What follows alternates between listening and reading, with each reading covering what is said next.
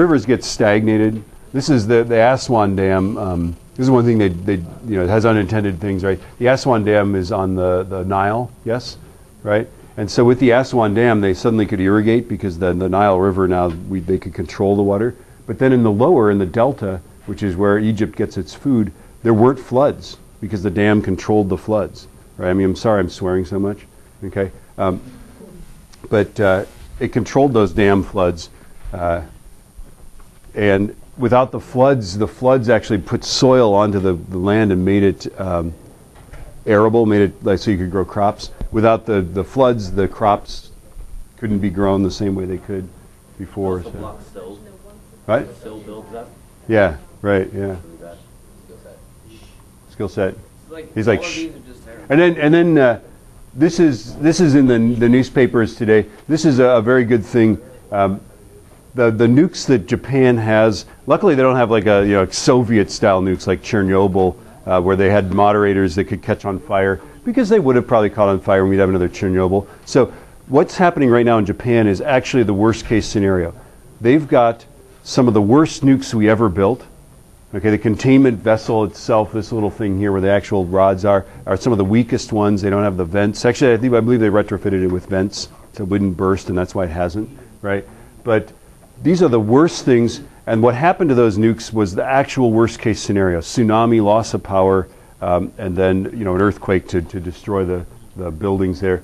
And really, I know that they've upgraded the level of disaster to Chernobyl level, but it's not anywhere near. Okay, Chernobyl was the actual moderator for the fuel was graphite, right? The graphite caught fire, and Chernobyl was a conventional fire started by a nuclear reaction, and the fire basically firestormed, right? It caused this firestorm that went up to like the troposphere, the top of the troposphere, and just rained horrible stuff down on the ground. They sent firefighters in to try to put out the fire, sending them to their deaths. I mean, these people knew that they were going to die. But this is the basic idea: is you got nuclear fuel in there, right? The nuclear fuel heats up. There's water, contaminated water, that goes actually by there and is heated by that fuel, right? That water is is at high pressure and is above the boiling point of water. It's used to boil other water, right? So hot water under pressure is used to boil water under less pressure.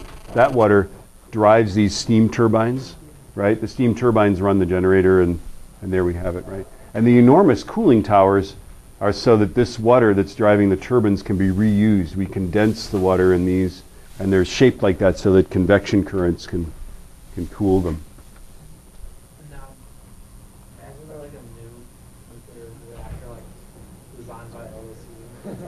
Yeah. I mean, there's stuff going on, right? I don't know how much time we got here. Let's just hit the right arrow, and then obviously, the danger of what's happening in Japan. This is huge. I mean, people have been evacuated 50 miles away now or something like that, right?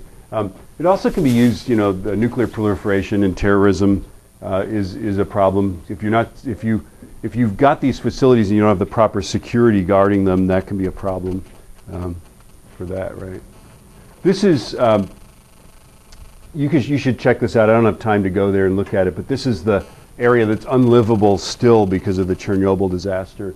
And the thing that was particularly evil about this was that the Soviets didn't let Eastern Europe know this was happening, right? Until their radiation sensors are going off and they're going, what the heck is going on, right? Because the Soviet Union was this perfect dictatorship where nothing could go wrong, a little bit like Cuba is now. Right, and so they just didn't even admit that this was going on.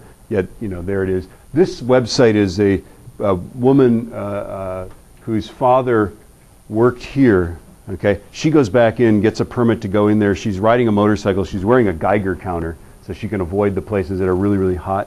And it's pretty incredible. She drives by.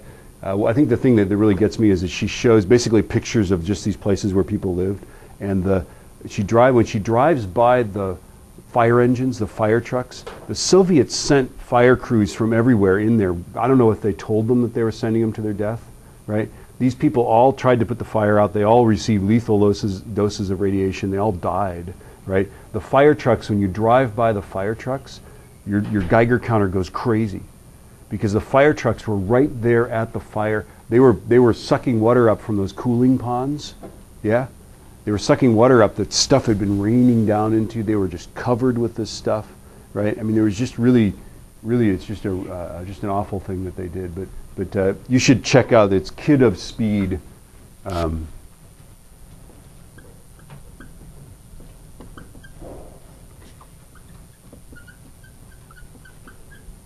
.com. If you check that out, there's some amazing stuff there, right? Notice that France, our proportion of nuclear power is 19.3%. France gets 79% of their electricity, not their energy, but electricity from nuclear power. So there's a lot of countries that are far less hesitant than we are to use power. And then there's geothermal, blah, blah, blah. It's essentially free. There's wind.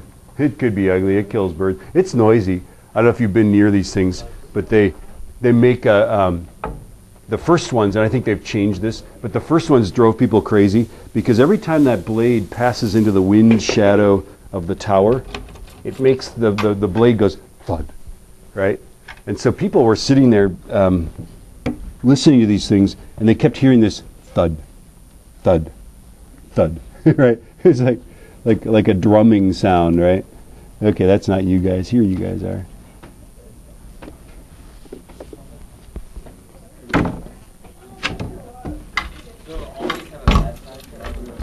Well, you got to find a good side and a bad side, right? The bad side for wind is that it leaves your breath minty fresh. No, I'm just teasing. I don't know. I do. Grab any one of those ones on the front counter. 1, 2. The only solution is none of us use internet. Go back to the Middle Ages. Do it. Just have public toilets. Here's something you can say. I don't know how true it is, but it's a good thing. If somebody says, that civilization will end when we run out of petroleum, just say, well, the Stone Age didn't end when we ran out of stones. We didn't end because we ran out of stones, right?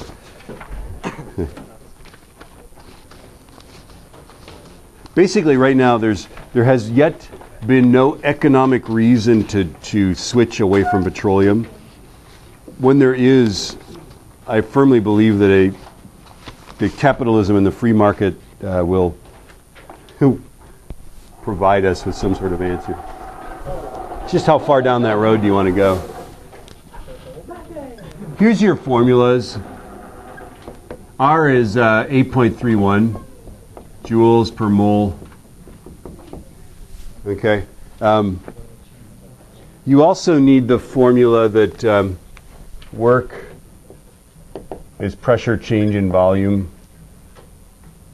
And you need to be able to add. Notice that the amount of moles is given at the top of your little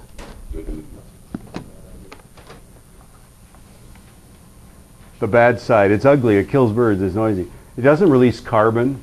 It is essentially free and renewable. Although Portland General Electric was actually talking about they've got so much wind power, and sometimes wind power will kick up right when they don't need it, and so they're actually going to idle some of these things, right? Not use their wind power, which is causing a great controversy. Why would you not do it? Well, you can't store the energy. It's hard to, right? Here's a picture of a wind farm out at sea. That's kind of cool. Isn't that cool? This is a different type of wind generator. This is a simpler one. This can collect wind energy from any direction without having to point in one direction. They've got these on buildings downtown. I don't know if you've seen that. Little bitty things. Maybe it generates on a high wind 145 watts. And have you heard of But they have a new wind turbine that they have like magnets on it too?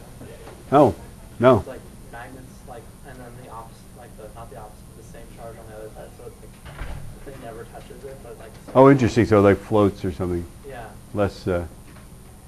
Solar is wonderful. Solar is expensive, though. I can't remember what it is. Like $1,000 for 100 watts or some crazy thing, right? It doesn't release carbon once you've manufactured them, right?